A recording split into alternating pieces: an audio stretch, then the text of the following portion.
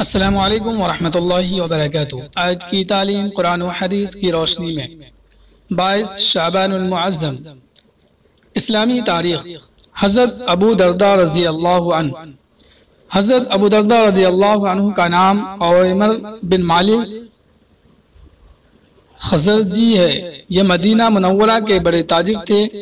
حضرت عبداللہ بن رواحہ سے گہرے تعلقات تھے۔ وہ اسلام لانے کے بعد حضرت ابو درداء رضی اللہ عنہ کو توحید کی دعوت دیتے اور شرک و بت پرستی سے منع کرتے۔ ایک روز عبداللہ بن رواحہ نے ان کے گھر جا کر بت کے ٹکڑے ٹکڑے کر ڈالے۔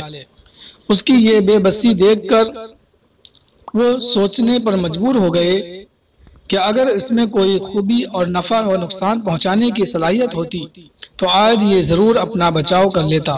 اس خیال کے آتے ہی وہ شرک و بت پرستی سے بیزار ہو گئے اور رسول اللہ صلی اللہ علیہ وسلم کی خدمت میں پہنچ کر اسلام قبول کر لیا اور رات و دن علم سیکھنے اور عبادت کرنے میں لگ گئے۔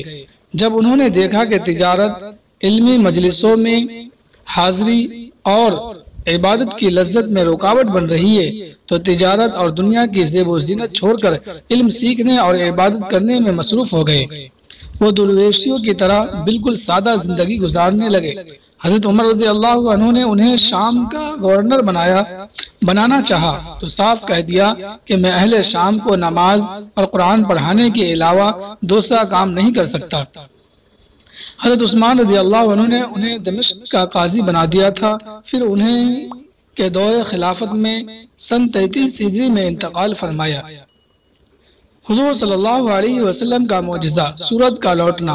حضور صلی اللہ علیہ وسلم پر جب وحی نازل ہوتی تو آپ صلی اللہ علیہ وسلم کی ایسی حالت ہو جاتی کہ ابھی گشی طاری ہو جائے گی۔ چنانچہ آپ صلی اللہ علیہ وسلم پر ایک مرتبہ وحی نازل ہونا شروع ہوئی۔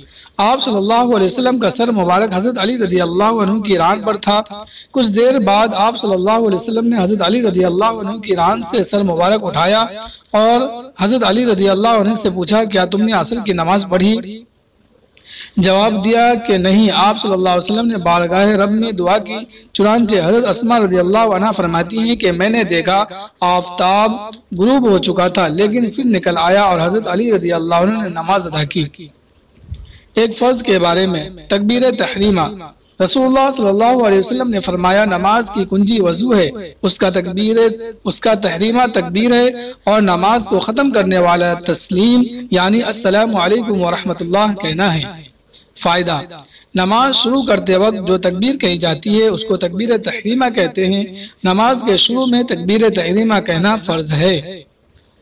ایک سنت کے بارے میں فرض نماز کے بعد کی دعا۔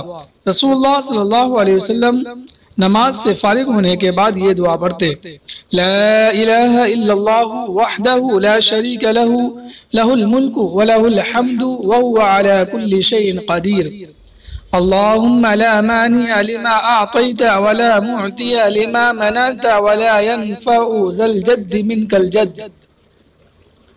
ایک اہم عمل کی فضیلت درود شریف پڑھنا۔ رسول اللہ صلی اللہ علیہ وسلم نے فرمایا جو شخص مجھ پر ایک بار درود شریف پڑھے گا تو اللہ تعالیٰ اس پر 10 رحمتیں بھیجے گا اور 10 گناہ معاف کر دیے جائیں گے اور 10 درجات بلند کیے جائیں گے۔ ایک گناہ کے بارے میں نقصان کے بعد کی آسانیوں پر اترانا۔ قرآن میں اللہ تعالیٰ فرماتا ہے جب ہم لوگوں کو نقصان پہنچانے کے بعد اپنی راحت کا مزہ چکھاتے ہیں تو وہ ہماری نشانیوں کے بارے میں بھی شرارت کرنے لگتے ہیں، یعنی موجودہ آسانیوں میں بڑھ کر گزری ہوئی مصیبتوں کی تکذیب اور مذاق اڑاتے ہیں، جبکہ انہیں ان نشانیوں سے عبرت حاصل کرنی چاہیے۔ ایسے لوگوں کے متعلق سخت وعیدیں آئی ہیں۔ دنیا کے بارے میں آخرت کی کامیابی دنیا سے بہتر ہے۔ قرآن میں اللہ تعالیٰ فرماتا ہے تم لوگوں کو جو کچھ دیا گیا ہے وہ صرف دنیاوی زندگی میں استعمال کی چیزیں ہیں اور جو کچھ اجر و ثواب اللہ کے پاس ہے وہ اس دنیا سے کہیں بہتر اور باقی رہنے والا ہے۔ آخرت کے بارے میں جنتی کو موت نہیں آئے گی۔ ایک شخص نے سوال کیا یا رسول اللہ کیا اہل جنت کو نیند آئے گی؟ رسول اللہ صلی اللہ علیہ وسلم نے جواب دیا نیند موت کی بہن ہے اور جنتیوں کو موت نہ آئے گی لہذا نیند بھی نہ آئے گی۔ طب نبی سے علاج، آپریشن سے فوڑے کا علاج۔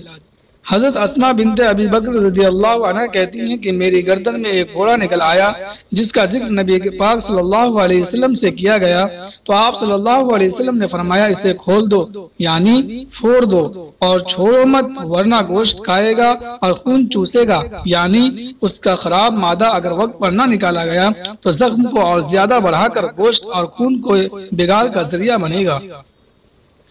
نبی صلی اللہ علیہ وسلم کی نصیحت۔ رسول اللہ صلی اللہ علیہ وسلم نے فرمایا تم اپنی جان، اولاد، خادم اور مال کے حق میں کبھی بھی ہلاکت کی بد دعا مت کیا کرو، کہیں ایسا نہ ہو کہ بد دعا کرتے ہوئے دعا کی قبولیت کی گھڑی سے تمہاری موافقت ہو جائے اور تمہاری بد دعا قبول کر لی جائے۔ اللہ تعالیٰ ہمیں ان باتوں پہ عمل کی توفیق عطا فرمائے۔ آخر میں آپ سب سے درخواست ہے کہ اگر آپ نے ابھی تک صوت الاسلام چینل کو سبسکرائب نہیں کیا ہے تو سبسکرائب کر لیں اور اپنے دوست احباب کو زیادہ سے زیادہ شیئر کر دیا کرے۔ شکریہ۔ السلام علیکم ورحمۃ اللہ وبرکاتہ۔